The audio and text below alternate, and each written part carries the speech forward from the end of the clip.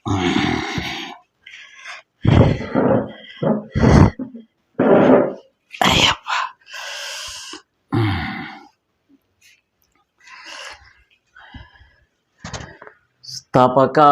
ധർമ്മസ്യ സർവധർമ്മസ്വരൂപിണേ അവതാരവരിഷ്ഠായ രാമകൃഷ്ണായ തേ നമഃ. ലജ്ജാപടാവൃതേ നിത്യം ശാരദേ ജ്ഞാനദായികേ പാപേഭ്യോ ന സദാ രക്ഷ കൃപാമയി നമോസ്തുതേ. നമഃ ശ്രീയതിരാജായ വിവേകാനന്ദസൂരയേ സച്ചിത് സുഖസ്വരൂപായ സ്വാമിനേ താപഹാരിണേ. ഇന്ന് നമ്മുടെ 2025 അവസാനത്തെ ദിവസമാണ്. അങ്ങനെ ഒരു പ്രത്യേകത കൂടെ ഇന്നുണ്ട്. നാളെ കൽപ്പതരു ദിനവും. അങ്ങനെ 2 പ്രത്യേകതകൾ നമുക്കിന്നുണ്ട്. ശ്രീരാമകൃഷ്ണ വചനാമൃതം ഭാഗം 13 വോള്യം 1 അധ്യായം 6, 7, 8, 9 ഈ ഭാഗമാണ് നമുക്കിന്ന് നോക്കാവുന്നത്. അവതാരം എന്നത് സമർത്ഥിക്കുന്ന ഭാഗങ്ങളാണിവിടെ. എങ്ങനെയാണ് ഒരു അവതാരം, എന്താണ് അവതാരം എങ്ങനെ എന്നുള്ള സാധാരണ മനുഷ്യർക്കിടയിൽ ഒരവതാരം എങ്ങനെ എന്ന് ഭഗവാൻ ബോധ്യപ്പെടുത്തി കൊടുക്കുന്ന ഒരു ഭാഗം കൂടിയാണിത്. അതായത് നമ്മൾ സാധാരണഗതിയിൽ ഓരോ അനുഷ്ഠാനങ്ങൾ ചെയ്യാൻ തീരുമാനമെടുക്കും. നമ്മുടെ ഭക്തന്മാരങ്ങനെയാണ്. പല സന്ദർഭങ്ങളിലും അനുഷ്ഠാനങ്ങൾക്ക് പ്രാധാന്യം കൊടുക്കുകയും അങ്ങനെ ചില അനുഷ്ഠാനങ്ങൾ നടത്താനുള്ള തീരുമാനങ്ങൾ ഇങ്ങനെ നമ്മൾ പലതരത്തിലുള്ള അനുഷ്ഠാനങ്ങൾ പലതരത്തിൽ എടുക്കും. എന്നാൽ ഇതൊന്നും പലപ്പോഴും കൃത്യമായി നടക്കുന്നില്ല എന്ന് നമുക്കും അറിയാം. ഇപ്പോൾ രാവിലെ ഇത്ര മണിക്ക് എഴുന്നേൽക്കുന്നു, അല്ലെങ്കിൽ ഇത്ര സമയം ധ്യാനിക്കുന്നു, അതല്ലെങ്കിൽ ക്ഷേത്ര ദർശനം കൃത്യമായിട്ട് നടത്തുന്നു, ഇങ്ങനെ പലതുമാകാം, അനുഷ്ഠാനങ്ങൾ പലതുമാകാം. എന്നാൽ ഇതൊന്നും കൃത്യമായിട്ട് നമ്മുടെ ജീവിതത്തിൽ നടന്നു പോകുന്നില്ല. പലപ്പോഴും ഇതിനൊക്കെ പലതരത്തിലുള്ള വിഘാതങ്ങളുണ്ടാവും, മുടക്കം വരും, പല സന്ദർഭങ്ങളിലും നമ്മൾ പലതും മാറ്റിവെക്കും, ഇങ്ങനെയൊക്കെ പലതും സംഭവിക്കും. അത് മനുഷ്യ സഹജമായ പല പ്രശ്നങ്ങൾ കാരണമാണ് ഇത് സംഭവിക്കുന്നത്. ഇപ്പം ശ്രീരാമകൃഷ്ണദേവൻ ഇവിടെ ഈ ഭാഗത്ത് വചനാമൃതത്തിൽ പറയുന്നത് നമ്മൾ അതുകൊണ്ട് വിഷമമൊന്നും വിചാരിക്കണ്ട. ഇപ്പം നമ്മളൊരു കൃത്യമായ ഒരു സാധനാക്രമം സ്വീകരിച്ച് നമ്മൾ ആ സാധനാക്രമത്തെ കൃത്യമായി അനുഷ്ഠിച്ച് മുന്നോട്ട് പോകുന്നു എന്നുള്ളതിന് നടപ്പിൽ വരുന്നില്ല എങ്കിൽ, അല്ലെങ്കിൽ അത് നടക്കാൻ ബുദ്ധിമുട്ടുണ്ട്, അല്ലെങ്കിൽ പലപ്പോഴും അത് മുടങ്ങിപ്പോകുന്നു, അല്ലെങ്കിൽ തീരെ നടക്കുന്നില്ല, ഉദ്ദേശിച്ച പോലെ നടക്കുന്നില്ല, നമുക്കത് മനപ്രയാസം ഉണ്ടാകുന്നു. എന്താണ് എന്നെക്കൊണ്ടത് പറ്റാത്തത്, അല്ലെങ്കിൽ എന്താ മുടങ്ങുന്നത്, ഇങ്ങനെയുള്ള ഒരുപാട് വ്യാകുലതകൾ നമുക്ക് വരും. അതൊക്കെ പിന്നീട് നമ്മളിൽ പലതരത്തിലുള്ള നെഗറ്റീവ് തോട്ട്സിന് വഴിവെക്കുകയും ചെയ്യും. ഇപ്പം ശ്രീരാമകൃഷ്ണദേവൻ പറഞ്ഞത് അദ്ദേഹം ചെയ്തില്ലെങ്കിൽ ഇതൊന്നും നമുക്ക് ചെയ്യാനൊക്കില്ല. അപ്പം നമ്മുടെ കുഴപ്പമല്ല, അദ്ദേഹം ചെയ്തില്ലെങ്കിൽ, അദ്ദേഹം എന്നിവിടെ ഉദ്ദേശിക്കുന്നത് ഈശ്വരൻ. ഈശ്വരൻ ഇത് നമുക്ക് വേണ്ടി ചെയ്തില്ലെങ്കിൽ നമുക്കിത് ചെയ്യാൻ പറ്റില്ല. അദ്ദേഹം ധ്യാനം ചെയ്യിച്ചാൽ മാത്രമേ നമുക്ക് ധ്യാനിക്കാൻ പറ്റൂ. അപ്പോൾ അല്ലാതെ നമ്മളായിട്ടൊരു തീരുമാനമെടുത്ത് നമുക്കത് ചെയ്യാൻ പറ്റുന്നതല്ല. അത് അദ്ദേഹം തീരുമാനിക്കണം, നീ ധ്യാനിക്കാം, അല്ലെങ്കിൽ നിനക്ക് ക്ഷേത്ര ദർശനമാകാം, അല്ലെങ്കിൽ നിനക്ക് ഇന്ന സാധനാക്രമങ്ങളാകാം, അത് കൃത്യമായി മുടങ്ങാതെ ആകാമെന്ന് അദ്ദേഹം തീരുമാനിക്കണം. അപ്പം അത് പറയുമ്പോൾ നമ്മുടെ ഈ സത്സംഗത്തെ നമ്മൾ വളരെ വലുതായിട്ട് കാണണം. ഈശ്വര കൃപ, ഭഗവാന്റെ ഏറ്റവും വലിയ കൃപയുള്ള ഒരു സത്സംഗമാണിത് എന്ന് നമുക്ക് മനസ്സിലാവും. കാര്യം മുടങ്ങാതെ കൃത്യമായി ഇത് നടന്നു പോകാൻ ശ്രീരാമകൃഷ്ണദേവൻ തീരുമാനിച്ചിട്ടുണ്ട്. ഇത് അല്ലെങ്കിൽ ഇതിങ്ങനെ ഇത്രയും കാലം നടന്നു പോകാൻ യാതൊരു സാധ്യതയുമില്ല. ഇപ്പോൾ ഈ വചനാമൃതത്തിൻ്റെ ഭാഗം തന്നെ, ഈ വചനാമൃത ഭാഗം മാത്രം, അതിന് മുമ്പുള്ളത് ഞാൻ കണക്ക് കൂട്ടുന്നില്ല, ഈ വചനാമൃത ഭാഗം മാത്രം ആരംഭിച്ചിട്ട് ഏകദേശം 57 ആഴ്ച കഴിഞ്ഞു. 57 ആഴ്ച. അപ്പോൾ എത്ര കാലമായെന്ന് ആലോചിക്കാവുന്നതാണ്. ഇതിനിടയിൽ ചിലപ്പോൾ 1 or 2 തവണയായിരിക്കാം ഒരു മുടക്കം വന്നിട്ടുണ്ടാവാൻ സാധ്യത.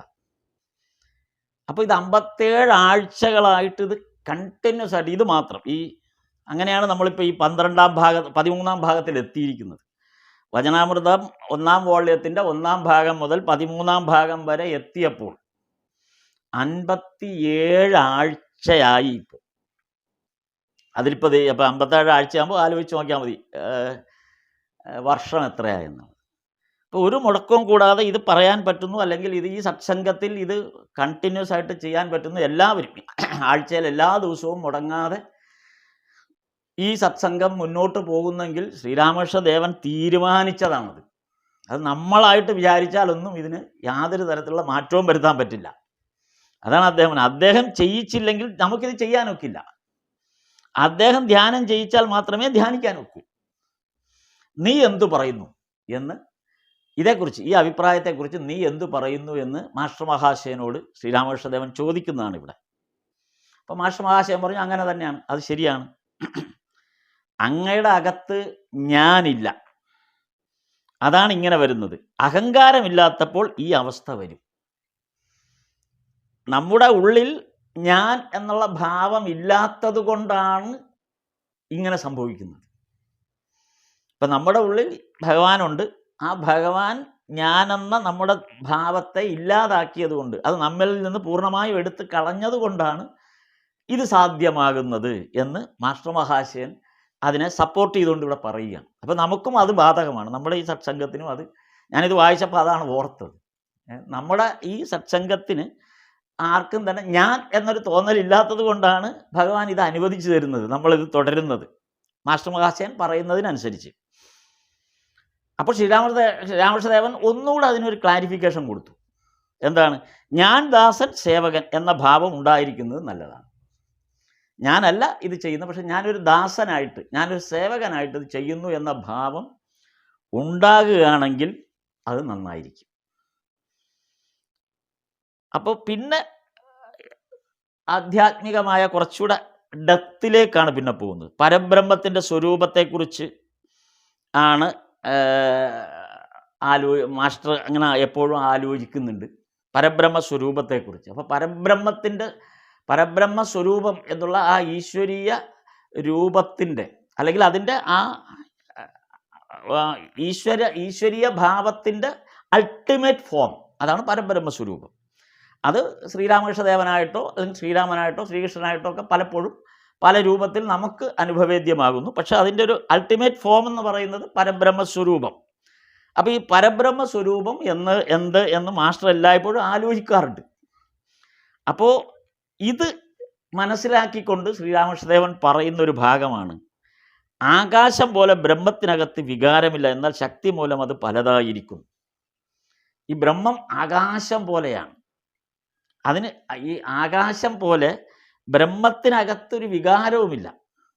അത് അങ്ങനെ ഈ ബ്രഹ്മം അത് നമ്മൾ ഇതിനു മുമ്പും ഒരിക്കൽ മറ്റൊരവസരത്തിലും ഈ ബ്രഹ്മത്തെക്കുറിച്ച് ചർച്ച ചെയ്തപ്പോൾ, ഈ ആകാശം പോലെ എവിടെയും എല്ലായിടത്തും അകത്തും പുറത്തും എല്ലാം വ്യാപിച്ചിരിക്കുന്നത് ബ്രഹ്മം തന്നെയാണ്. നമ്മളീ കാണുന്ന സ്വരൂപങ്ങളിലും അതല്ലാതെയും എല്ലാത്തിലും വ്യാപിച്ചിരിക്കുന്നത് അത് ഘടാകാശം എന്നുള്ള ആ ഒരു ആധ്യാത്മിക തത്വത്തെ നമുക്കിവിടെ ഉദാഹരണമായിട്ട് കാണാം. നമുക്ക് അതിൻ്റെ ഒരു വിശദീകരണത്തിലേക്ക് ഇപ്പോൾ പോകണ്ട. എന്നാലും ബ്രഹ്മജ്ഞാനം ഉണ്ടായാൽ എന്തായിരിക്കും അതിൻ്റെ ലക്ഷണം?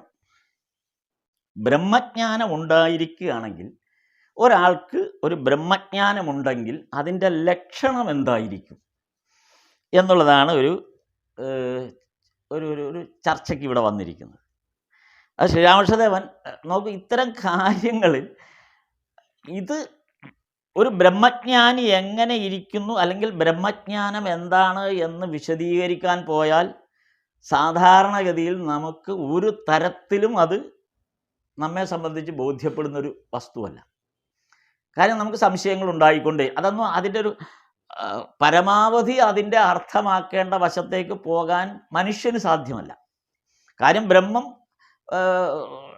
ഉച്ചരിക്കാൻ കഴിയാത്തതും, അല്ലെങ്കിൽ ബ്രഹ്മം എന്ന് പറയുന്നത് ഒരു തരത്തിലും നിർവചിക്കാൻ കഴിയാത്തത്. ബ്രഹ്മത്തെക്കുറിച്ച് നമുക്കൊന്നും ചെയ്യാൻ പറ്റില്ല, ഒന്നും പറയാൻ പറ്റില്ല. അതാണ് ബ്രഹ്മത്തിൻ്റെ സ്വഭാവം എന്ന് പറഞ്ഞിട്ടുണ്ട്. ഒരിക്കലും എന്താ ഈ എച്ചിലാകാത്തത്, അതാണ് ബ്രഹ്മം എന്ന് പറയും. കാര്യം ഉച്ചരിക്കാൻ കഴിയില്ല, ബ്രഹ്മത്തെക്കുറിച്ച് നമുക്ക് ഉച്ചരിക്കാനേ കഴിയും. അങ്ങനെയുള്ള ബ്രഹ്മത്തെ ശ്രീരാമകൃഷ്ണദേവൻ എങ്ങനെയാണ് വളരെ ലളിതമായിട്ട് നമ്മെ ബോധ്യപ്പെടുത്തുന്നത്. അപ്പോൾ കുറച്ച് കൂട്ടുകാരികൾ ഇങ്ങനെ ഇരിക്കുന്ന, എന്ത് രസകരമായ എങ്ങനെയാണ് ഇങ്ങനെ ഒരു ഉദാഹരണം കിട്ടുന്നതെന്ന് ആലോചിച്ചാൽ പോലും പിടികിട്ടില്ല. ഭയങ്കര അത്ഭുതമാണത്. കുറച്ച് കൂട്ടുകാരികൾ ഇങ്ങനെ ഒരുമിച്ചിരിക്കും. ഇപ്പോൾ പെണ്ണ് കാണാൻ ആ ഒരു പെൺകുട്ടിയുടെ വീട്ടിൽ വരൻ പെണ്ണ് കാണാൻ വന്നിരിക്കുന്നതാണ് രംഗം. അത്ര ലളിതമായ ഉദാഹരണമാണ്. ഞാനിത് വായിച്ച് എനിക്കങ്ങ് സത്യം പറയാൻ കണ്ണിക്കൂടെ വെള്ളം വന്നു ചിരിച്ചിട്ട്. കാര്യം എങ്ങനെ ഇങ്ങനെ ബ്രഹ്മത്തെ വിവരിക്കാൻ പറ്റും? ബ്രഹ്മത്തെ ലോകത്ത് നമ്മൾ ഇങ്ങനെ ഒരു ഗ്രന്ഥത്തിലും ഇങ്ങനെ വിവരിച്ച് നമുക്ക് കാണാനേ പറ്റില്ല. നമ്മുടെ ഭാഗ്യമാണ് ഭജനാമൃതം നമ്മളിങ്ങനെ വായിക്കുന്നത്. അപ്പോൾ പെൺകുട്ടിയുടെ വീട്ടിൽ വരൻ പെണ്ണ് കാണാൻ വരികയാണ്. അപ്പോൾ കൂട്ടുകാരികളെല്ലാം പെൺകുട്ടിയുടെ അടുത്തിരിക്കുകയാണ്. അപ്പോൾ ഈ വരൻ്റെ കൂടെ വേറെയും ചില ആൾക്കാർ വരുമല്ലോ. അപ്പോൾ എല്ലാവരും വന്ന് ഇങ്ങനെ സ്വീകരണ മുറിയിൽ ഇരിക്കുന്നു. ആ കൂട്ടത്തിൽ ഒരാൾ വരനാണ്. അപ്പോൾ പെൺകുട്ടിയും പെൺകുട്ടിയുടെ കൂട്ടുകാരികളും മുറിക്കകത്തിരുന്നുകൊണ്ട് പുറമെ കാണാം, ഈ സ്വീകരണ മുറിയിൽ ഇവരിയ്ക്കുന്നത് കാണാം.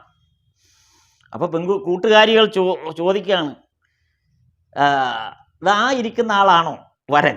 ആ ജുബ്ബ ഇട്ട ആളാണോ വരൻ? അപ്പോൾ പെൺകുട്ടി അല്ല എന്ന് പറയും. അപ്പോൾ പറയും, അതിൻ്റെ തൊട്ടടുത്തിരിക്കുന്ന മഞ്ഞ ഷർട്ട് ഇട്ട ആളാണോ വരൻ? അപ്പോൾ പെൺകുട്ടി പറയും അല്ല. അപ്പോൾ വീണ്ടും ചോദിക്കും, ആ മുണ്ടുടുത്ത ആളാണോ വരൻ? അപ്പം അതുമല്ല എന്ന് പറയും. അപ്പം കൂട്ടുകാരികൾ ചോദിക്കും, പിന്നെ യഥാർത്ഥ വരനെ ചൂണ്ടിക്കാണിച്ചിട്ട്, ആ ഇരിക്കുന്നതാണോ വരൻ? അപ്പോൾ പെൺകുട്ടി മറുപടി പറയില്ല. ഇത് വളരെ വാസ്തവമായ ഒരു കാര്യമാണ്. ഒരു പെൺകുട്ടിയും അപ്പോൾ മറുപടി പറയില്ല. ഒന്നുകിൽ തല കുനിച്ചിരിക്കും, അല്ലെങ്കിൽ ചിരിച്ചുകൊണ്ടിരിക്കും. അപ്പോൾ അങ്ങനെ ആ അവസ്ഥ, യഥാർത്ഥ വരൻ ഇന്നതാണോ എന്ന് ഒരു പെൺകുട്ടിയോട് ചോദിക്കുമ്പോൾ ആ പെൺകുട്ടിക്കുണ്ടാകുന്ന മാനസിക അവസ്ഥയാണ് ബ്രഹ്മജ്ഞാനം. അതാണ് ഇത്രയും മനോഹരമായൊരു ഉദാഹരണം. നമുക്ക് ഏത് സാധാരണ ആളിനും മനസ്സിലായി. കാര്യം ഈ ഒരു സീക്വൻസ് നമുക്ക് വ്യക്തമായിട്ട് അറിയാവുന്നതുണ്ട്, നമുക്കെല്ലാം പരിചിതമായൊരു സീക്വൻസാണ്. അതാണ് പണ്ട് കവികളൊക്കെ പറയുന്നത്, കാൽനഖം കൊണ്ടൊരു വര വരച്ച് ഇങ്ങനെ വട്ടത്തിൽ തള്ളവിരൽ മണ്ണിൽ ഇങ്ങനെ അല്ലെങ്കിൽ തറയിൽ ഇങ്ങനെ വരച്ച് അർദ്ധവൃത്താകൃതി വരച്ചുകൊണ്ട് പെൺകുട്ടി നിൽക്കും. കാര്യം ആ യഥാർത്ഥ വരനെ കാണുമ്പോൾ. അത് ബ്രഹ്മജ്ഞാനമാണ്.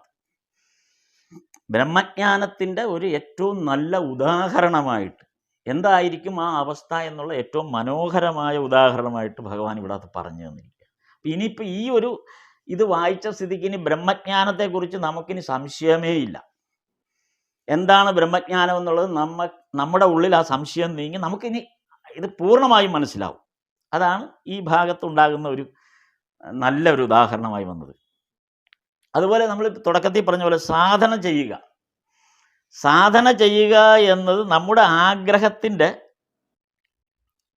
ഒരു പ്രാക്ടിക്കൽ പ്രോബ്ലമാണ് ഇവിടെ ചർച്ച ചെയ്യുന്നത്. നമുക്കെല്ലാവർക്കും ആഗ്രഹം ഇല്ലാഞ്ഞിട്ടല്ല. ഇപ്പം നേരത്തെ പറഞ്ഞില്ല, ഈശ്വരൻ അദ്ദേഹം ചെയ്യിപ്പിച്ചില്ലെങ്കിൽ നമുക്ക് ചെയ്യാനൊക്കില്ല. അദ്ദേഹം ധ്യാനം ചെയ്യിച്ചാൽ മാത്രമേ നമുക്ക് ചെയ്യാൻ പറ്റൂ. നമ്മൾ സാധന ചെയ്യണമെങ്കിൽ അദ്ദേഹം നമ്മളെ സാധന ചെയ്യിക്കണം. അപ്പോൾ ഇവിടെ അതിൻ്റെ ഒരു പ്രാക്ടിക്കൽ പ്രോബ്ലം ഉണ്ട് ഇതിനകത്ത്.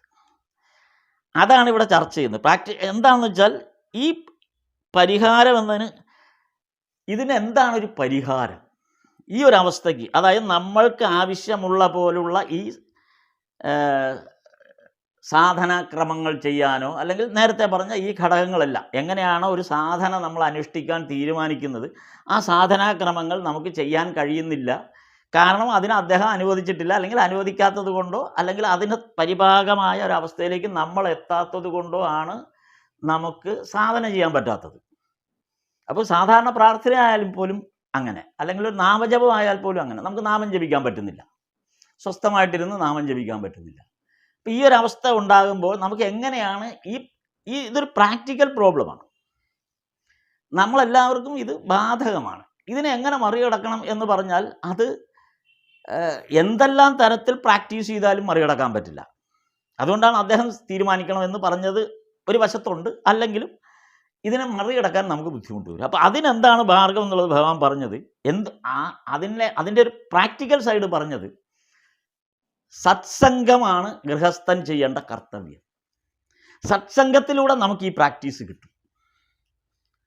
അപ്പോൾ ഈ സത്സംഗമുണ്ടെങ്കിൽ തീർച്ചയായിട്ടും ഈ സത്സംഗമില്ലാതെ നമ്മൾ സ്വയം ഇരുന്നു കൊണ്ട് നമുക്ക് ഒരിക്കലും ഇത് പ്രാക്ടീസ് ചെയ്യാൻ പറ്റില്ല.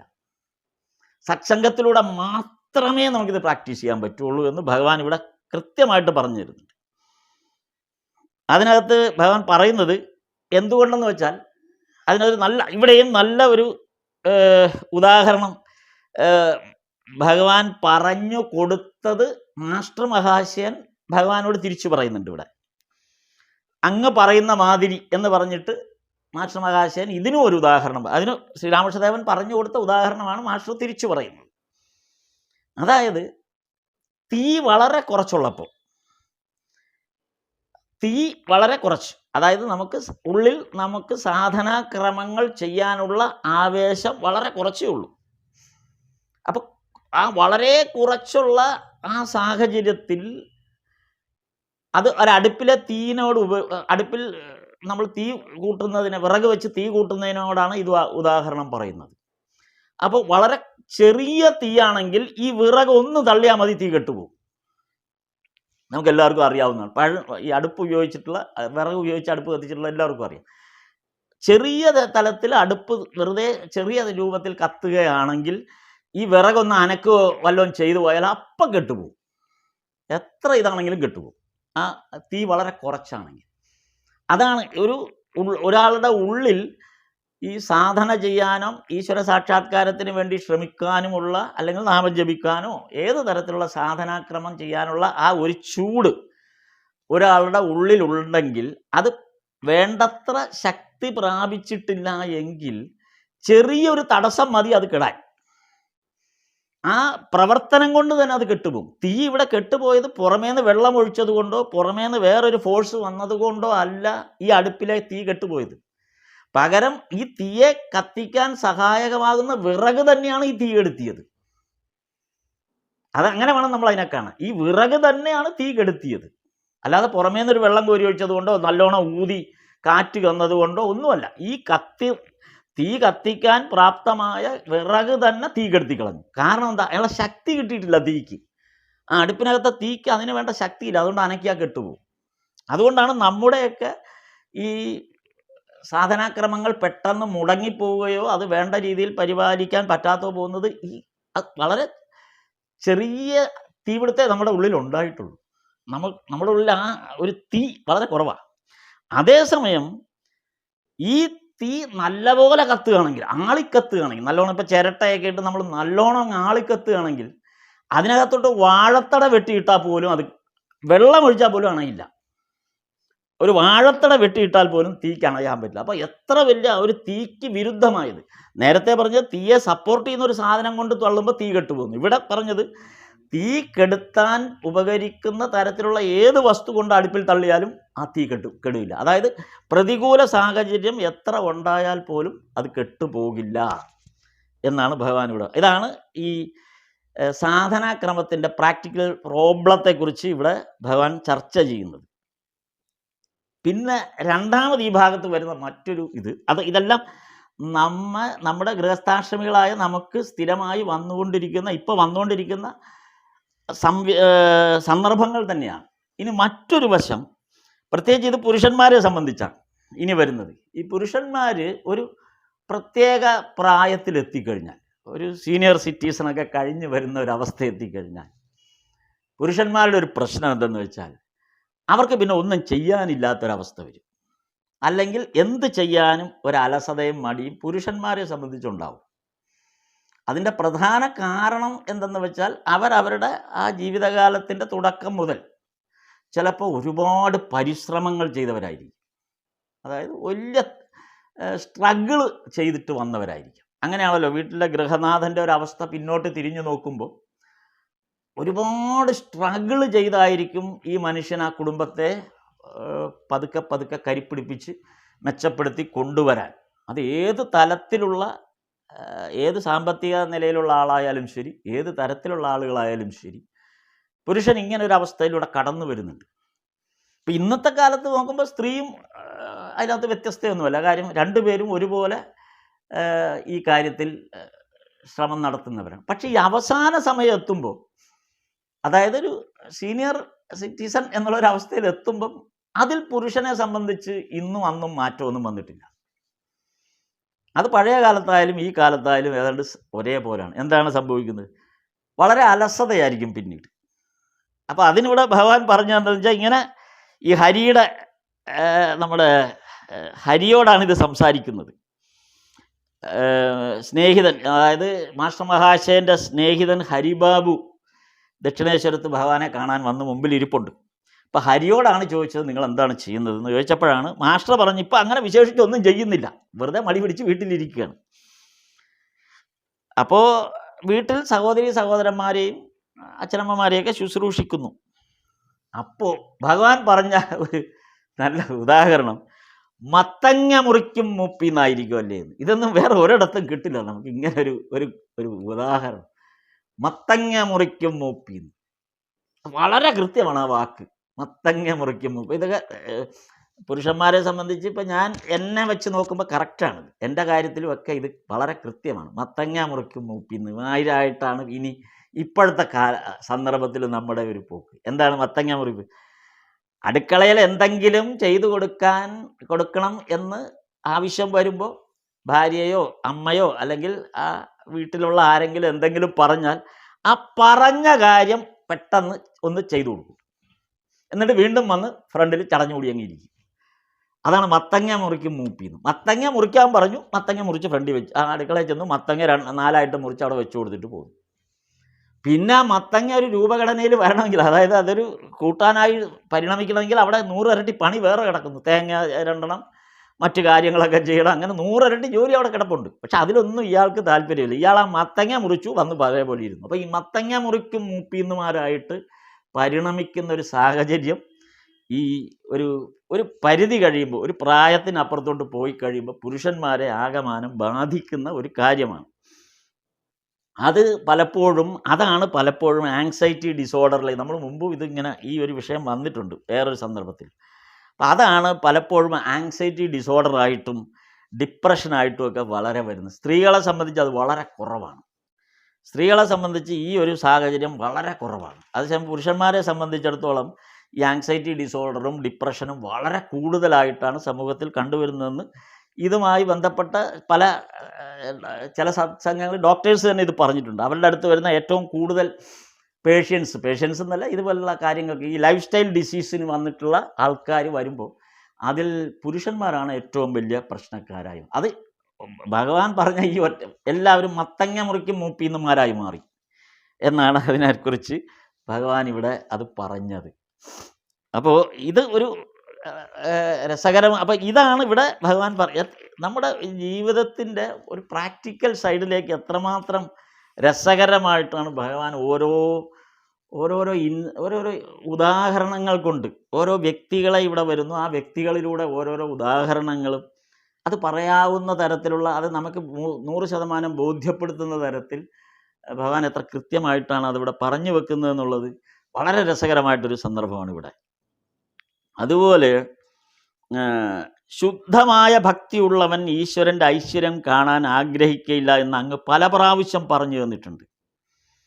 അതായത് ശുദ്ധമായ ഭക്തിയുള്ളവൻ ഈശ്വരൻ്റെ ഐശ്വര്യം കാണാൻ ആഗ്രഹിക്കുകയില്ല എന്ന് അങ്ങ് പല പ്രാവശ്യം പറഞ്ഞു തന്നിട്ടുണ്ട്. ശുദ്ധഭക്തൻ ഈശ്വരനെ ഗോപാലഭാവത്തിൽ കാണാൻ ഇഷ്ടപ്പെടുന്നു.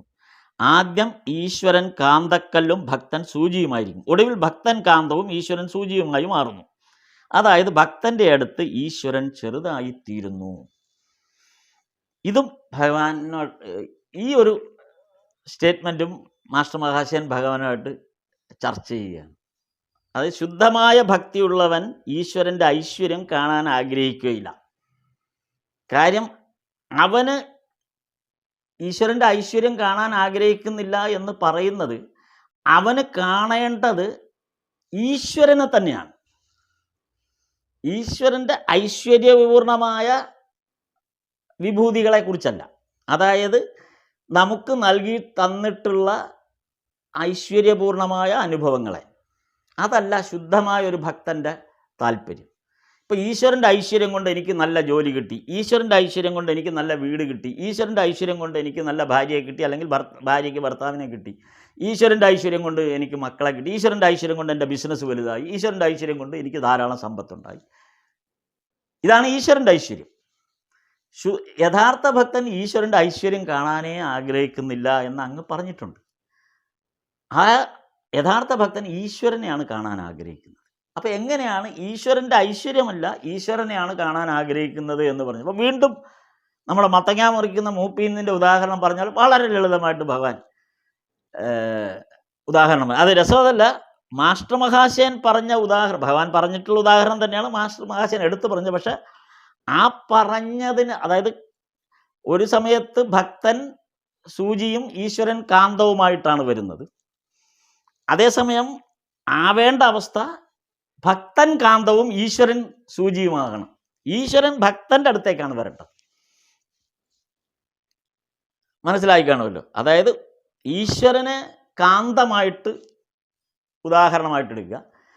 ആ ഈശ്വരൻ്റെ അടുത്തേക്ക് നമ്മൾ ഭക്തൻ ഒരു സൂചി പോലെ ആ സൂചി കാന്തത്തിൻ്റെ അടുത്തേക്ക് ഇങ്ങനെ നീങ്ങിച്ചെന്നൊട്ടു. പക്ഷെ യഥാർത്ഥത്തിൽ വേണ്ടത് അങ്ങനെയല്ല, തിരിച്ചാണ്. ഭക്തൻ കാന്തമായിരിക്കുകയും ഈശ്വരൻ സൂചിയായിരിക്കുകയും ചെയ്യും. ഇതാണല്ലോ അങ്ങ് പറഞ്ഞു തന്നിട്ടുള്ള ഒരു ഉദാഹരണം എന്നുള്ള രീതിയിൽ മാസ്റ്റർ മഹാശയൻ ഭഗവാനോട് വീണ്ടും ഭഗവാൻ പറഞ്ഞ കാര്യങ്ങൾ മാത്രമാണ് മാസ്റ്റർ മഹാശയന് പറയാനുള്ളത്. അല്ല പുതിയതായിട്ടൊരു വിഷയം മാസ്റ്റർ മഹാശയൻ അങ്ങോട്ട് ഒരിക്കലും ആർഗ്യുമെൻറ്റിലേക്ക് കൊണ്ടുവരില്ല. ഭഗവാൻ പറഞ്ഞതിനെ ഒന്നുകൂടെ ഒന്ന് ഉറപ്പിക്കാൻ, അത് നമ്മൾ നേരത്തെ ഒരിക്കൽ പറഞ്ഞിരുന്നതാണ്. ഇതെല്ലാം എഴുതിയെടുക്കുന്നു, എഴുതി വെക്കുന്നു എന്നുള്ള ബോധ്യമുള്ളത് കൊണ്ട് പറഞ്ഞ കാര്യങ്ങളുടെ ഒരു ക്ലാരിറ്റി കിട്ടുന്നതിന് വേണ്ടിയിട്ടാണ് ഭഗവാൻ പറഞ്ഞ കാര്യങ്ങളെ മാസ്റ്റർ മഹാശയൻ വീണ്ടും വീണ്ടും വീണ്ടും ഇങ്ങനെ എടുത്തെടുത്തെടുത്ത് പറയുന്നത്. കാര്യം ഇത് ഡയറി കുറിപ്പായിട്ട് എഴുതി വെക്കുമ്പോൾ, ഇതിനെ നോട്ട് ചെയ്ത് വെക്കുമ്പോൾ ആ എഴുതി വെച്ച കാര്യങ്ങൾ വിട്ടുപോകരുത്, അതായത് തെറ്റായി പോകരുത്. അപ്പോൾ നമ്മൾ തന്നെ ഒരു കാര്യം ഓർമ്മിച്ച് വെക്കുന്നത് പിന്നീട് അത് ആവശ്യം വരുമ്പോൾ നമുക്കത് കാണാതെ പോവുകയോ അല്ലെങ്കിൽ അതിനെക്കുറിച്ച് നമുക്ക് യാതൊരു ധാരണയില്ലാതെ പോവുകയോ അല്ലെങ്കിൽ തെറ്റായി ധരിക്കുകയോ ചെയ്യുന്ന സന്ദർഭങ്ങൾ നമുക്കുണ്ടായിട്ടുണ്ട്.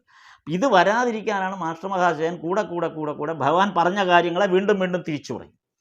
അതുകൊണ്ടാണ് പിന്നീട് ഒരിക്കൽ ഭഗവാന്റെ ദേഹത്യാഗത്തിനൊക്കെ ശേഷം മാസ്റ്റർ മഹാശയൻ്റെ വളരെ പ്രായമായ അവസാന കാലഘട്ടങ്ങളിലൊക്കെ എത്തിയപ്പോൾ ബേലൂർ മഠത്തിൽ വന്ന സന്യാസി ബ്രഹ്മചാരികളിൽ ചിലർ ചോദിച്ചത്, ഈ ഒരേ കാര്യം തന്നെ അങ്ങ് ഇങ്ങനെ ആവർത്തിച്ച് എന്തിനാ പറഞ്ഞിരിക്കുന്നത്, അതെന്തിനാ ഇതിനകത്ത്, അത് എഡിറ്റ് ചെയ്ത് കളഞ്ഞൂടെ എന്ന് ചോദിച്ചപ്പോൾ പറഞ്ഞതിലൊന്ന് ഇങ്ങനെയുള്ള കാര്യം ഭഗവാനുമായിട്ട് പറഞ്ഞു ഉറപ്പിക്കുന്ന കാര്യങ്ങളാണിത്. അത് ഞാനായിട്ട് മാറ്റാൻ പറ്റില്ല, അതിങ്ങനെ ഉറപ്പിക്കുകയാണ്. ആ പറഞ്ഞ കാര്യങ്ങൾ ഒന്നുകൂടെ പല ആവർത്തി പറഞ്ഞ് ഉറപ്പിക്കുന്നതാണ്. അപ്പം എന്ന് പറഞ്ഞ പോലെയാണ് ഇവിടെ ഉറപ്പിച്ചത്. അപ്പം ഭഗവാൻ അല്പനേരം രണ്ടുപേരും മിണ്ടാതിരുന്നിട്ട് ഭഗവാൻ അടുത്ത് പറഞ്ഞ ഉദാഹരണം ഇതിനേക്കാളൊക്കെ ഗംഭീരമായ ഉദാഹരണം. ഇതിനകത്ത് ഉദാഹരണങ്ങളുടെ ഒരു വലിയ ഘോഷയാത്ര തന്നെയാണ് ഈ ഒരു ഭാഗത്ത് വരുന്നത്. ഇവിടെ ഭഗവാൻ പറഞ്ഞത് എന്താണ്? സൂര്യനെ നമുക്ക് കാണാൻ പറ്റില്ല, നേരെ നോക്കാം, നഗ്ന നേത്രങ്ങൾ കൊണ്ട് ഈ ഉച്ചസ്ഥായിയിൽ നിൽക്കുന്ന അല്ലെങ്കിൽ നട്ടുച്ചയ്ക്ക് നിൽക്കുന്ന ആ സൂര്യനെ നമുക്ക് നോക്കാനേ പറ്റില്ല. അതാണ് ഈശ്വര സ്വരൂപം. ശരിക്കും ബ്രഹ്മത്തിൻ്റെ സ്വരൂപം അതാണ്, ഈശ്വരൻ്റെ സ്വരൂപം അതാണ്. ഈശ്വരൻ്റെ സ്വരൂപം, ബ്രഹ്മത്തിൻ്റെ എന്ന് പറയേണ്ട ഈശ്വരൻ്റെ സ്വരൂപം. അപ്പോൾ ഈശ്വരൻ്റെ സ്വരൂപം ഇങ്ങനെ കത്തി ജ്വലിച്ച് നിൽക്കുന്ന ഒരവസ്ഥയാണ്. പക്ഷെ അത് ഈശ്വരനറിയാം, ഈ അവസ്ഥയിൽ നിന്നാൽ എൻ്റെ ഭക്തന് കാണാൻ സാധിക്കില്ല എന്ന്. അതുകൊണ്ട് എന്ത് ചെയ്യും? അസ്തമന സൂര്യൻ്റെ സമയമാകുമ്പോൾ അത് വളരെ ഏത് കൊച്ചു കുഞ്ഞിനും കാണാവുന്ന തരത്തിൽ, അടുത്ത് കാണാവുന്ന തരത്തിൽ, ഏറ്റവും അടുത്ത് കാണാവുന്ന ഒരു സന്ദർഭമാണ് അസ്തമന സൂര്യൻ. നമുക്ക് മനോഹരമായിട്ട് ആ സൂര്യഗോളത്തിൻ്റെ ഓരോ ഭാഗവും നമുക്ക് കണ്ണുകൊണ്ട് കാണാൻ പറ്റും. നമ്മുടെ തൊട്ടടുത്ത്, വളരെ അടുത്ത് നമുക്ക് അതാണ് ഈശ്വരൻ നമുക്ക് അനുവദിച്ചു തന്നിട്ടുള്ള സമയം. ഭക്തനെ നേരിട്ട് കാണാൻ, ഈശ്വരനെ കാണാൻ ഭക്തന് ഈശ്വരനെ നേരിട്ട് കാണാൻ അനുവദിച്ചു തന്നിട്ടുള്ള സമയമാണത്. ആ സമയത്ത് അത് ദർശിക്കുക എന്ന് പറയുന്നതിൻ്റെ ഒരു അനുഭൂതി വളരെ വലുതാണ്. അതാണ് ഒരു ദിവസം മുഴുവനും കാണുന്ന, നമുക്ക് തലയ്ക്ക് മുകളിൽ കത്തി നിൽക്കുന്ന ഈശ്വരനെ കാണാൻ നമ്മളെല്ലാം കടലോരങ്ങളിലേക്കും സായങ്കാലത്ത് നമ്മൾ കടപ്പുറത്തോ അല്ലെങ്കിൽ അതുപോലുള്ള സ്ഥലങ്ങളിൽ പോയി സായാഹ്നത്തിൽ പോയി അസ്തമനം കാണുന്നതിൻ്റെ അനുഭൂതി എന്ന് പറയുന്നത് ഇതാണ്. ഇതേ സൂര്യനെയാണ് നമ്മൾ രാവിലെ മുതൽ കണ്ടുകൊണ്ട് വരുന്നത്. ആ സൂര്യന് എങ്ങനെയാണ് ഒരു അസ്തമന സൂര്യൻ്റെ ഭാഗത്ത് എത്തിയപ്പോഴേക്കും നമുക്ക് ഇത്രയും മാത്രം അതിനോടൊരു അനുഭൂതി ഉണ്ടായത്? എന്തൊരു സന്തോഷമാണ് നമുക്ക് അപ്പോൾ ആ കടപ്പുറത്ത് നിൽക്കുമ്പോൾ. അതിങ്ങനെ ഇഞ്ചിഞ്ചായി കുറേശ്ശെ താന്ന് പോകുമ്പോൾ നമ്മളിങ്ങനെ വളരെ ആകാംക്ഷാഭരിതരായിട്ടാണ് അതിലേക്ക് നോക്കിക്കൊണ്ടിരിക്കുന്നത്. നമുക്കറിയാം നാളെ വീണ്ടും കാണാം, എങ്കിൽ പോലും നാളെ രാവിലെ ഇത് വീണ്ടും നമുക്ക് കാണാം. എന്നിട്ടും നമ്മുടെ ആ ഒരു ആകാംക്ഷയ്ക്ക് ഒരു കുറവ് വരുന്നില്ല. അതാണ് ഭഗവാൻ ഇങ്ങനെ പറയുന്നത്. അപ്പോൾ ഭഗവാൻ ഭക്തന് വേണ്ടി ചെറിയ രൂപത്തിൽ, അല്ലെങ്കിൽ ചെറുതാവും, ചെറിയ രൂപമൊന്നുമല്ല, ചെറുതാവും, ഭക്തന് സ്വീകരിക്കാൻ പാകത്തിന് ചെറുതാകും എന്നാണ് ഇവിടെ ഇത് ഭഗവാൻ ഈ ഒരു ഭാഗത്ത് നമുക്ക് പറഞ്ഞു തരുന്നൊരു ഉദാഹരണം. ഈ ചർച്ച ഇങ്ങനെ നീണ്ടു പോകുന്നുണ്ട് പല രൂപത്തിലും ഘടനയിലുമായിട്ട്. അതുപോലുള്ള മറ്റൊരു വശം ഇതിനകത്ത് പറയുന്നത് രസകരമായിരുന്നു. ഈ ബ്രഹ്മജ്ഞാനത്തെക്കുറിച്ച് ഭഗവാൻ ഇവിടെ പിന്നെ ബ്രഹ്മജ്ഞാന അവസ്ഥയെക്കുറിച്ച് 8-ാം അധ്യായത്തിലെത്തുമ്പോൾ ഭഗവാൻ പറയുന്നത്, 8-ാം അധ്യായത്തിൽ ബ്രഹ്മജ്ഞാനത്തെക്കുറിച്ച് ഭഗവാൻ പറയുന്നത്, ഇപ്പം നമ്മൾ ഈ നേരത്തെ പറഞ്ഞ ഭക്തൻ്റെ അടുത്ത് ഈശ്വരൻ ചെറുതായിത്തീരുന്നു, അതായത് അവന് പ്രാപ്യനാവുന്നു. ഭക്തന് പ്രാപ്യനാവുന്ന അവസ്ഥയിലേക്ക് ഈശ്വരൻ മാറുന്നു എന്ന് പറഞ്ഞെടുത്ത്, ഇത് ലീലാമൃതത്തിൽ ഈ ലോക വ്യവഹാരത്തിൽ താൻ ഇങ്ങനെ ഭക്തന് അപ്രാപ്യനായി, എങ്ങനെയാണ് ഒരു അസ്തമന സൂര്യൻ ആളുകൾക്ക് പ്രാപ്യനാകുന്നത് എന്ന് പറഞ്ഞ പോലെ ഒരു അവതാരം എങ്ങനെയാണ് സാധാരണ മനുഷ്യർക്ക് പ്രാപ്യനാകുന്നത്, എങ്ങനെയാണ് സാധാരണ ലോക വ്യവഹാരത്തിലേക്ക് താൻ ഇറങ്ങി വരുന്നതെന്ന് ശ്രീരാമകൃഷ്ണദേവൻ പറയുന്നൊരു ഭാഗം ലീലാമൃതത്തിലുണ്ട്. ലീലാമൃതം ഞാനത് അത് അവിടെ പറയുന്നത്, ഈ ഭഗവാൻ സമാധി അവസ്ഥയിലേക്ക് പോകുന്നുണ്ട് പല സന്ദർഭങ്ങളിൽ. അപ്പം അത്തരം സമാധി അവസ്ഥയിലേക്ക് പോകുമ്പോൾ ആ ഈശ്വരീയ ഭാവത്തിൻ്റെ നമ്മൾ ഈ സൂര്യനെ ഒന്ന് ഉദാഹരണമായി കണ്ടാൽ മതി. ഈശ്വരീയ ഭാവത്തിൻ്റെ, അല്ലെങ്കിൽ ആ സൂര്യൻ്റെ നട്ടുച്ചയ്ക്ക് സൂര്യൻ്റെ അവസ്ഥ പോലെയാണ് ഈ സമാധി അവസ്ഥ. അത് അത്രയും ജ്വലിക്കുന്ന ഒരു സാഹചര്യത്തിലേക്ക് ആ ബോധതലത്തെ ഉയർന്നു പോകും, തലയ്ക്ക് മുകളിലേക്ക് ഉയർന്നു പോകും ബോധതലം. അങ്ങനെ വരുമ്പോൾ അങ്ങനെ നിൽക്കാൻ പാടില്ല, നേരെ താഴേക്ക് വരണം. അതായത് നമുക്ക് പ്രാപ്യമായ അവസ്ഥയിലേക്ക്, ആ അവസ്ഥയിൽ നിന്ന്, ആ സമാധി അവസ്ഥയിൽ നിന്ന് ഭക്തന് പ്രാപ്യമായ അവസ്ഥയിലേക്ക് മടങ്ങി വരണം. അതിനെന്താണ് ഭഗവാൻ ചെയ്യുന്നതെന്ന് ശാരദാനന്ദ സ്വാമികൾ ഇവിടെ പറഞ്ഞിട്ടുണ്ട്. അതിന് ഭഗവാൻ ചെയ്യുന്ന കാര്യം, സാധാരണ ചില ചെറിയ സാധനങ്ങളുടെ പേര് പറയും. അവിടെയുള്ള ഏതെങ്കിലും സാധനങ്ങളുടെ പേര് പറയും. അത് ചിലപ്പോൾ കിണ്ടിന്നോ ലോട്ടാന്നോ അല്ലെങ്കിൽ വേറെ എന്തെങ്കിലുമൊക്കെ അവിടെയുള്ള സാധനങ്ങളുടെ പേര് പറയും. അല്ലെങ്കിലോ ഈ തിന്നാനുള്ള അല്ലെങ്കിൽ കുടിക്കാനുള്ള ഏതെങ്കിലും കാര്യങ്ങളുടെ കാര്യം പറയും. അതല്ലെങ്കിൽ ആളുകളുടെ പേര് പറയും. അവിടെ ഉള്ള ഭഗവാൻ ഏറ്റവും അടുത്ത് നിൽക്കുന്ന ആളുകളുടെ പേര് പറയും. അതായത് ഈ ലോക വ്യവഹാരത്തിലുള്ള ചില മോട്ടീവ്സിനെ അദ്ദേഹം തൊടുകയാണ് ചെയ്യുന്നത്. കാരണം ആ അവസ്ഥയിൽ നിന്ന് താഴേക്ക് വരാൻ വേണ്ടിയിട്ടാണ്. അപ്പം അങ്ങനെ താഴേക്ക് വന്ന് ലോക വ്യവഹാരത്തിലേക്ക് തിരിച്ചു വന്ന് സാധാരണക്കാർക്ക് പ്രാപ്യനായ അവസ്ഥയിലേക്ക് ഭഗവാൻ മാറണമെങ്കിൽ ഭഗവാൻ സ്വീകരിക്കുന്ന ചില തന്ത്രങ്ങളാണ്, ചില ടെക്നിക്സാണ് ഇത്. ഒന്നുകിൽ അവിടെ ഇരിക്കുന്ന ഏതെങ്കിലും വസ്തുവിൽ തൊടും, അല്ലെങ്കിൽ പരിചയമുള്ള ആളുകളുടെ പേര് പറയും. ഇപ്പോൾ രാഘാലിൻ്റെയോ ലാട്ടുവിൻ്റെയോ ഒക്കെ പേര് പറയും, അല്ലെങ്കിൽ വരുന്ന ആരുടെയെങ്കിലും പേര് പറയും. അല്ലെങ്കിൽ അവിടെ ഇരിക്കുന്ന ഏതെങ്കിലും എന്തെങ്കിലും ഭക്ഷണം കഴിക്കാൻ വേണമെന്ന് പറയും. അപ്പോൾ ഭക്ഷണം കഴിക്കും. അപ്പോൾ അങ്ങനെയാണ് സാധാരണ നിലയിലേക്ക്, ആ ഈശ്വരീയമായ അവസ്ഥയിൽ നിന്ന് സാധാരണ അവസ്ഥയിലേക്ക് മടങ്ങി വരുന്നത്. അപ്പോൾ എങ്ങനെയാണ് ഈശ്വരീയ അവസ്ഥയിലേക്ക് പോകുന്നതും എങ്ങനെയാണ് ഈശ്വരീയ അവസ്ഥയിൽ നിന്ന് മടങ്ങി വരുന്നതെന്നും ഭഗവാൻ തന്നെ ഇവർക്ക് പറഞ്ഞു കൊടുത്തിട്ടുണ്ട്. ആ പറഞ്ഞു കൊടുത്തിരിക്കുന്നത് നമ്മുടെ ഈ ശരീരത്തിൻ്റെ 4 ഭാഗങ്ങളായിട്ടാണ് തിരിച്ചിരിക്കുന്നത്. 4 ചക്രങ്ങളാണ്. നമ്മളെല്ലാം, സാധാരണ മനുഷ്യരെല്ലാം ഈ ഉദരത്തിന് താഴേക്കുള്ള ആ ഭാഗത്ത്, ശരീരത്തിൻ്റെ ഉദരം മുതൽ താഴേക്കുള്ള ഭാഗത്തെ ചക്രത്തിലാണ് നമ്മുടെ അവസ്ഥ.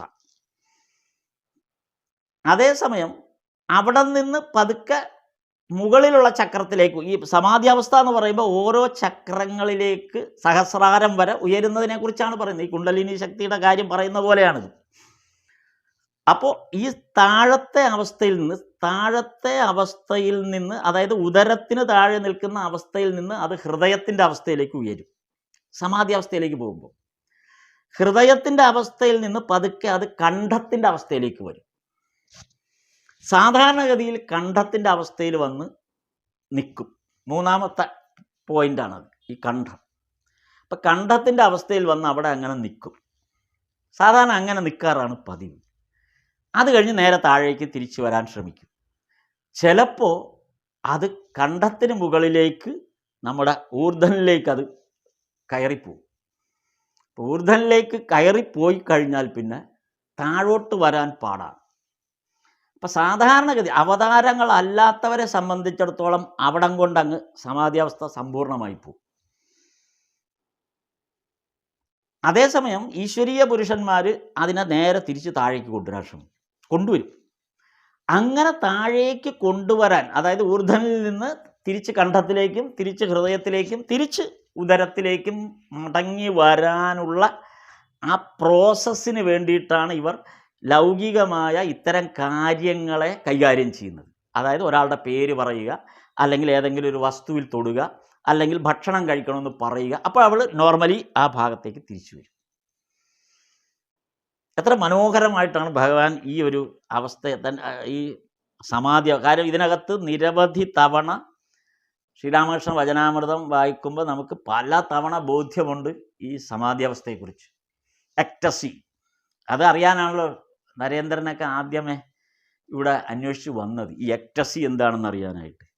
അപ്പം അത് കൃത്യമായിട്ട് ഭഗവാൻ ഈ സമാധി അവസ്ഥയിലേക്ക് പോകുന്നതും മടങ്ങി വരുന്നതിൻ്റെയും പ്രോസസ്സ് അത്ര കൃത്യമായിട്ട് ഭഗവാൻ ഇവിടെ തൻ്റെ കൂടെയുള്ളവർക്ക്, അതായത് അന്തരംഗ ശിഷ്യന്മാർക്ക് പറഞ്ഞു കൊടുത്തിട്ടുണ്ട്. ഇങ്ങനെയാണ് അതിൻ്റെ പ്രോസസ്സ് എന്ന് പറഞ്ഞു കൊടുത്തത്. അതാണ് ശാരദാനന്ദ സ്വാമികൾ ഇവിടെ അത് ഉദാഹരണമായി പറഞ്ഞത്. അതുപോലെ അവതാരങ്ങൾ ചിലപ്പോൾ നമ്മെപ്പോലെയും മറ്റു ചിലപ്പോൾ അതിശക്തരായ ദേവതയെപ്പോലെയും പെരുമാറും. അങ്ങനെയും സംഭവിക്കും. അവതാരങ്ങൾ ചിലപ്പോൾ സാധാരണ മനുഷ്യരെ പോലെ പെരുമാറും, ചിലപ്പോൾ അതിശക്തരായ ദേവതകളെ പോലെ പെരുമാറും. ഇത് ഏത് അവതാരങ്ങളുടെ കഥ നമ്മൾ എടുത്തു നോക്കിയാലും ഈ രണ്ടവസ്ഥ എപ്പോഴും കാണാൻ പറ്റും. സാധാരണ ആളുകളെ പോലെ പെരുമാറുന്ന അവസ്ഥ കാണും, അല്ലെങ്കിൽ ദേവതകളെ പോലെ ദൈവികമായ പൂർണ്ണമായ ദൈവിക അവസ്ഥയിലേക്ക് ഈ അവതാരങ്ങൾ മാറുന്നു. ഇങ്ങനെ രണ്ട് രീതിയിൽ അവതാരങ്ങൾ ഈ ഭൂമിയിൽ വരുമ്പോൾ പ്രവർത്തിക്കാറുണ്ട്. ശ്രീരാമകൃഷ്ണദേവൻ സാധാരണ ഭാവം കൈക്കൊണ്ട് എന്തൊക്കെ ചെയ്തു എന്ന് ഒറ്റ നോട്ടത്തിൽ ഒരു വിശകലനം ചെയ്ത് നോക്കിയാൽ കാണുന്നത് ഇങ്ങനെയൊക്കെയാണ്. അതും ഇവിടെ ലീലാമൃതത്തിൽ ശാരദാനന്ദ സ്വാമികൾ അത് വളരെ വ്യക്തമായിട്ട് പറയും. എങ്ങനെയാണ് ഒരു അവതാര പുരുഷൻ സാധാരണ മനുഷ്യരെ പോലെ, സാധാരണക്കാരെ പോലെ സാധാരണ ഭാവം കൈക്കൊള്ളും. സാധാരണക്കാരെ പോലെ എന്നല്ല, സാധാരണ ഭാവം കൈക്കൊള്ളുന്നത് അവതാര രൂപത്തിലല്ല, സാധാരണ ഭാവം കൈക്കൊള്ളുന്നതിൻ്റെ ഓരോ സ്റ്റെപ്പ് ബൈ സ്റ്റെപ്പ് എങ്ങനെയാണെന്ന് ലീലാമൃതത്തിൽ ശാരദാനന്ദ സ്വാമികൾ അത് വിവരിക്കുന്നുണ്ട്. അതിനെക്കുറിച്ച് 7 തലത്തിലാണെന്നാണ് പറയുന്നത്. അത് ഈ 7 തലത്തിൽ എന്ന് പറയുന്നത്, ഒന്ന് തൻ്റെ സഹധർമ്മിണിയെ, ഭാര്യയെ എങ്ങനെയാണ് അസാധാരണമാം വിധം ഈശ്വരീയ ഭാവത്തിലേക്ക് വാർത്തെടുത്തത്. അതായത് ശാരദാദേവിയിൽ ആധ്യാത്മിക ഭാവം നിറച്ചതെങ്ങനെ, അതാണ് ഒരു ഭാഗം. രണ്ടാമത് പറയുന്നത്, അദ്ദേഹം ആദർശം വെച്ച് ജീവിച്ചുകൊണ്ട് അക്കാലത്ത് കൽക്കത്ത എന്ന മഹാനഗരത്തിൽ മതപരമായ കാര്യങ്ങളിൽ നേതാക്കളായി ഗണിക്കപ്പെട്ടിരുന്ന വ്യക്തികളെ നേരിൽ ചെന്ന് കണ്ട് എങ്ങനെയാണ് അവരുടെ ആധ്യാത്മിക ശക്തിയെ ഉണർത്തിയത്. അതാണ് കേശവചന്ദ്രസേനൻ മുതലായ ആളുകളിൽ നിന്ന് നമുക്ക് ബോധ്യപ്പെടുന്നത്, ബ്രഹ്മസമാജത്തിൻ്റെ ആളുകൾ. അപ്പം അങ്ങനെയുള്ളവരുടെ അങ്ങോട്ട് ചെന്ന് അവരുടെ ആധ്യാത്മിക ശക്തിയെ ഉയർത്തുന്നു. മൂന്നാമത് ദക്ഷിണേശ്വരത്ത് വരുന്നവരെ എങ്ങനെ ഉയർത്തുന്നു. അങ്ങോട്ട് ചെല്ലുന്നത് മാത്രമല്ല, ഇനി ദക്ഷിണേശ്വരത്ത് വരുന്നവരെ എങ്ങനെ ഉയർത്തി, അവരെ എങ്ങനെ തൃപ്തരാക്കി. നാലാമത് പറയുന്നത് യോഗദൃഷ്ടി കൊണ്ട് അദ്ദേഹം ഓരോരുത്തരെ മുൻകൂട്ടി കാണുന്നുണ്ട്.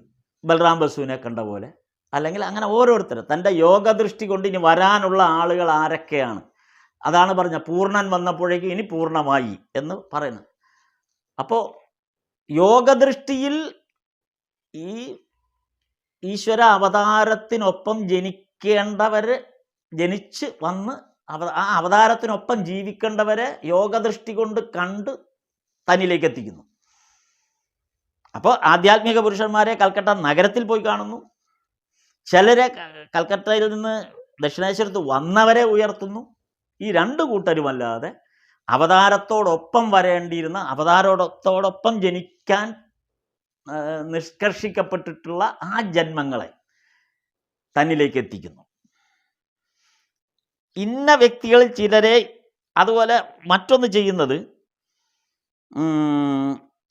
ചില വ്യക്തികളെ ഈശ്വര സാക്ഷാത്കാരത്തിന് വേണ്ടി സർവസ്വവും ത്യാഗം ചെയ്യുന്നവരാക്കി മാറ്റുന്നു. ഈശ്വരൻ അവതാരങ്ങൾ ചെയ്യുന്നത് ചിലരെ ഈശ്വര സാക്ഷാത്കാരത്തിന് വേണ്ടി സർവസ്വവും ത്യജിക്കുന്നവരാക്കി മാറ്റും. ഈ സെലക്ട് ചെയ്ത 3 തരത്തിൽ സെലക്ട് ചെയ്തിട്ടുള്ള ആളുകളിൽ നിന്ന് സർവസ്വവും ത്യജിക്കേണ്ടവരാര്, അങ്ങനെ ചെയ്യേണ്ടാത്തവരാര്, അങ്ങനെ 2 പോർഷനായിട്ട് തിരിക്കുന്നു. ഇപ്പോൾ മാസ്റ്റർ മഹാശയനൊന്നും ത്യജിക്കാൻ അനുവദിച്ചിട്ടുള്ള ആളല്ല. അപ്പോൾ ആ ഗണത്തിൽപ്പെടുന്ന കുറച്ച്, അപ്പോൾ ഈ വന്നവരെയൊക്കെ 2 പാർട്ടീഷനാക്കി തിരിക്കും. ഒന്ന് ഈശ്വര സാക്ഷാത്കാരത്തിന് വേണ്ടി എല്ലാം ത്യജിക്കുന്ന ഒരു ഗ്രൂപ്പ്, മറ്റൊന്ന് ഈ ഇഹലോകത്തിൽ ജീവിച്ച് ആ ലൗകിക ജീവിതത്തിൻ്റെ ഭാഗമായി നിന്നുകൊണ്ട് ഈ അവതാരത്തോടൊപ്പം പോകുന്നവർ.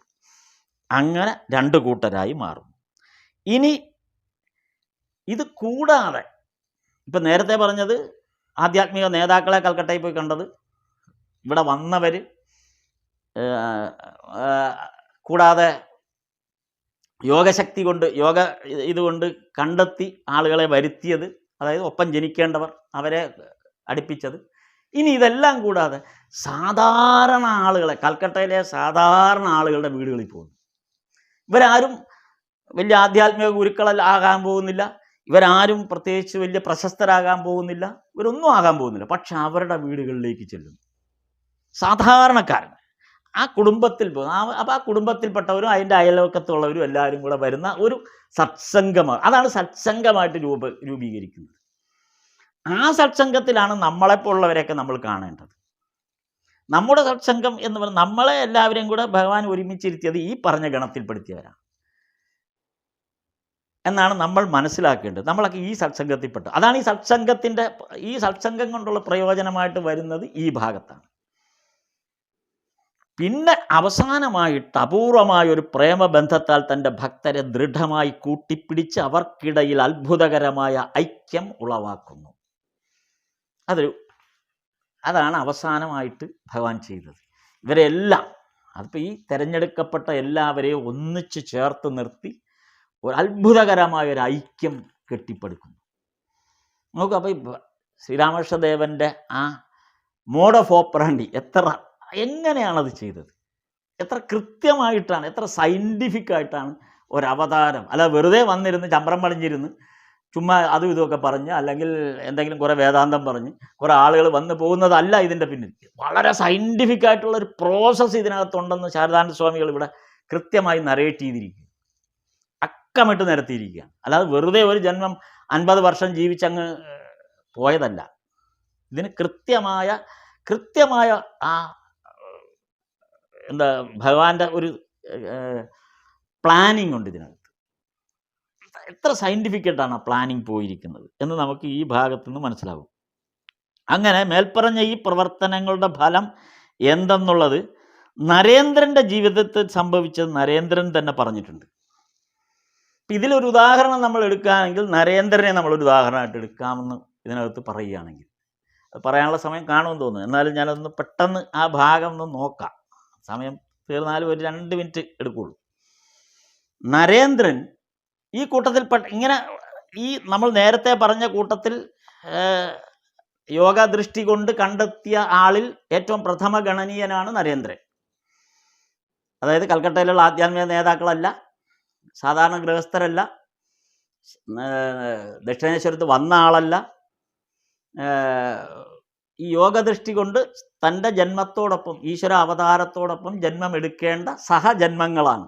അങ്ങനെയാണ് നരേന്ദ്രൻ വരുന്നത്. അപ്പോൾ നരേന്ദ്രനെ ഉദാഹരിച്ചുകൊണ്ട് പറയുന്നതാണ് ഇവിടെ. യൗവനത്തിലേക്ക് കാലൂന്നത് വരെയും ദിവസേന രാത്രി സമയത്ത് ഉറങ്ങാൻ കിടന്നാൽ 2 സങ്കല്പങ്ങൾ എൻ്റെ കൺമുന്നിൽ കാണാറുണ്ടായിരുന്നു എന്നാണ് നരേന്ദ്രൻ പറയുന്നത്.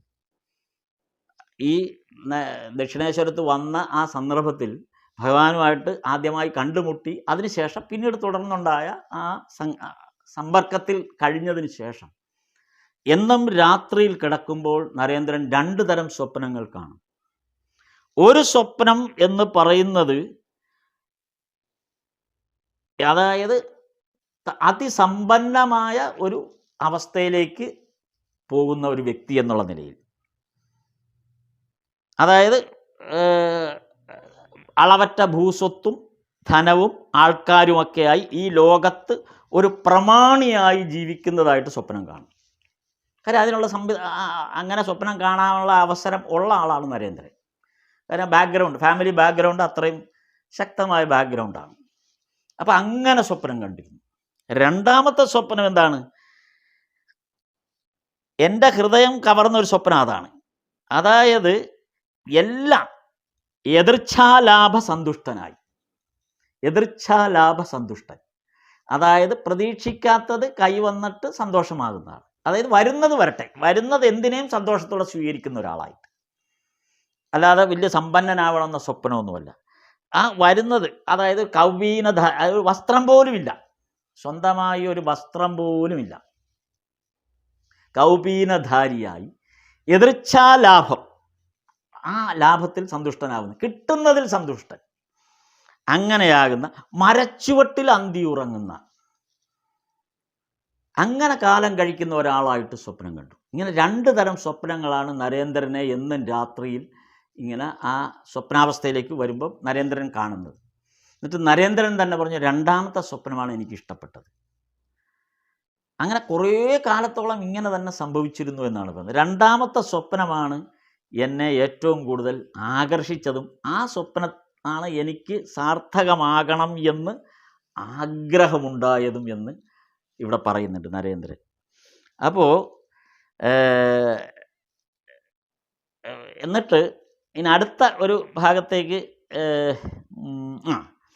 എന്നിട്ട് ഈ നരേന്ദ്രൻ്റെ ഈ ഒരു ഭാഗം കഴിഞ്ഞിട്ട് ഭഗവാൻ നമ്മൾ അധ്യായം 9 വരെയുള്ള ഭാഗമാണ് നമ്മളിതിൽ നോക്കാമെന്ന് ഉദ്ദേശിച്ചത്. എന്നാലും ഒരു മിനിറ്റ് പോലും ഇല്ല, ഇനി തീർന്നു. എന്നാലും 9ാമത്തെ ഒരു വാക്ക് പറയാൻ നമുക്ക് അടുത്ത തവണ അത് കണ്ടിന്യൂ ചെയ്യാം. അതായത് ഈശ്വരനെ കാണാൻ യഥാർത്ഥത്തിൽ നമ്മൾ എന്തു ചെയ്യുന്നു എന്ന് ശ്രീരാമകൃഷ്ണൻ നമ്മളോട് ചോദിക്കുന്നുണ്ട്. നമ്മൾ എന്താണ് ചെയ്യുന്നത്? ഈശ്വരനെ കാണണം എന്നുള്ള ആഗ്രഹത്തിൽ നമ്മൾ എന്താണ് ചെയ്യുന്നത്? നമുക്കതിനുള്ള വ്യഗ്രതയുണ്ടോ? അതായത് നിങ്ങളുടെ ഒരു വസ്തു കളഞ്ഞു പോയാൽ നിങ്ങൾ എത്രത്തോളം വ്യഗ്രത കാണിക്കും ആ വസ്തു കണ്ടെടുക്കാൻ? ഇതാണ് ഭഗവാൻ ചോദിച്ച ചോദ്യം.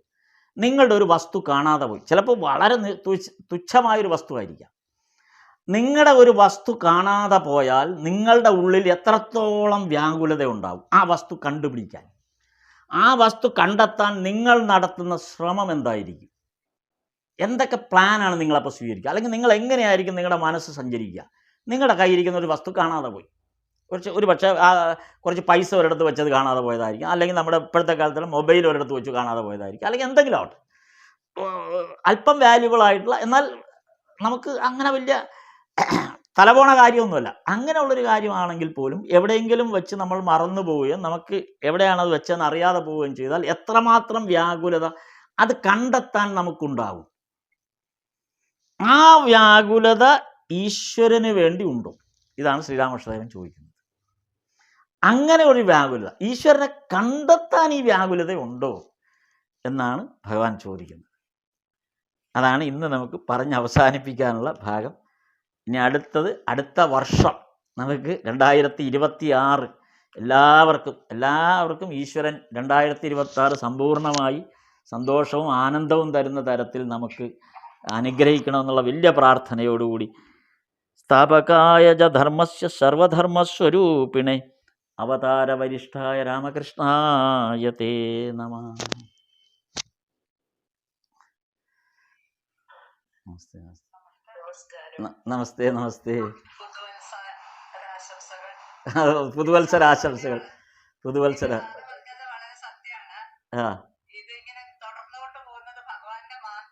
ഭഗവാന്റെ ഇഷ്ടമില്ലെങ്കിൽ ഇത് നടക്കാനേ പോകും. ഞാൻ പറഞ്ഞു ഇത് മാത്രം 58-ാമത്തതാണിത്.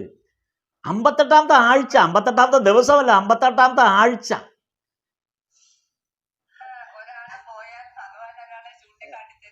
അതെ അതെ അതെ അതെ അതെ. അപ്പൊ ഭഗവാൻ ഇത് ആവശ്യം, ഭഗവാൻ തീരുമാനിച്ചില്ല. ഈ സത്സംഗം നിലനിൽക്കുന്ന ഭഗവാന്റെ തീരുമാനമാണത്.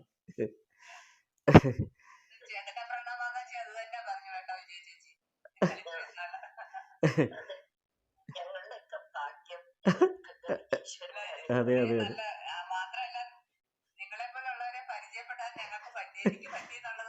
അല്ല, നമ്മുടെ ഭാഗ്യം ഇവിടെ കൊണ്ട് എത്തിക്കാൻ ഭഗവാൻ തീരുമാനിക്കണ്ടേ. ഈ വലിയ ഒരു അമ്മമാരുടെ കൂടെ അല്ലെങ്കിൽ സഹോദരിമാരുടെ കൂടെ നമ്മളെ കൊണ്ട് എത്തിക്കാൻ, അല്ലെങ്കിൽ ഈ സഹോദരന്മാരുടെ കൂടെ നമ്മളെ എത്തിക്കാൻ, ഈ സത്സംഗത്തിൽ എത്തിക്കാൻ, ഈ സത്സംഗത്തിൽ ഒരു എൻട്രി കിട്ടണ്ടേ, എൻട്രി പാസ് കിട്ടണ്ടേ, അതിന് ഭഗവാൻ അനുവദിക്കണ്ടേ.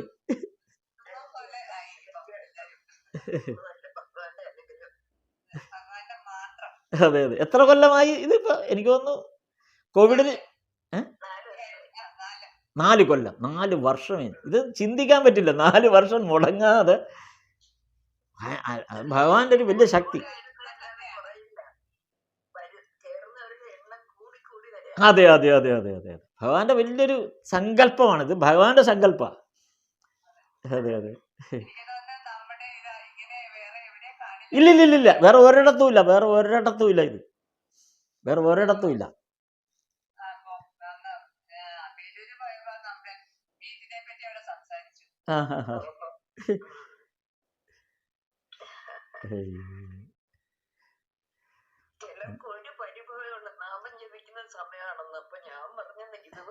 ഇത് മതി, ഇതാണ് നാമജപം.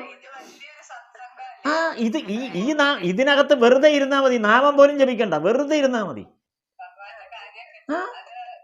അതാണ് ഭഗവാൻ. അതാണ് ഈ നമ്മൾ ഇന്ന് പറഞ്ഞാൽ ഗൃഹസ്ഥൻ സത്സംഗത്തിലാണ് ഇരിക്കേണ്ടത്. അല്ലാതെ വേറെ നാമം ജപിക്കാൻ ഞാൻ അനുവദിച്ചാലേ നീ നാമം ജപിക്കൂ. അതാണ് ഈ തുടക്കത്തിൽ പറഞ്ഞത്. അതുകൊണ്ടാണ് ഞാൻ ഇന്ന് ആ പോർഷൻ.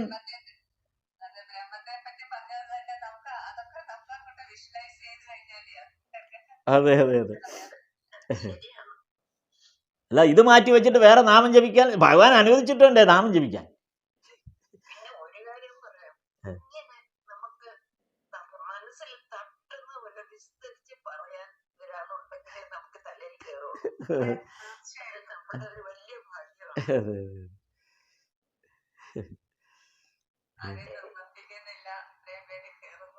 അതെ അതെ അതെ അതെ അതെ അതെ. സ്വന്തം നിലയ്ക്കല്ലേ എല്ലാവരും കാത്തിരുന്നാണ് വരുന്നത്.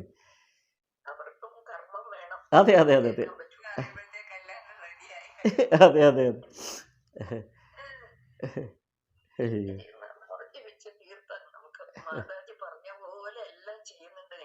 അതെ അതെ